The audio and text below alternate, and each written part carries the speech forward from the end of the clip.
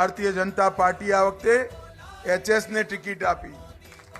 આ એચએસ કદાચ તમારી સામે કશું બોલતા નહીં હોય, ચૂપચાપ બેસતા હશે, પરંતુ અમદાવાદના વિકાસની વાત આવે એટલે મોટા મોટા મંત્રી જોડે ઝઘડો કરતા અચકાતો નથી એચએસ.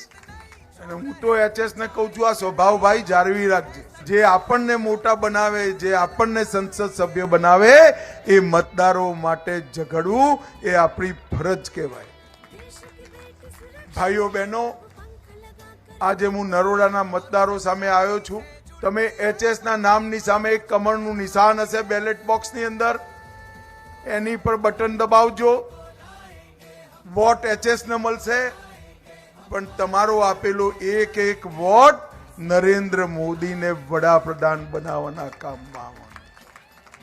મને કહો ભાઈ, અમદાવાદ વાળા બધા લોકો ત્રીજી વાર નરેન્દ્રભાઈને વડાપ્રધાન બનાવવાના છે? જોરથી બોલો, બનાવવાના છે? ભાઈઓ બહેનો, 25 સીટ ભારતીય જનતા પાર્ટીને જીતાડવાની છે.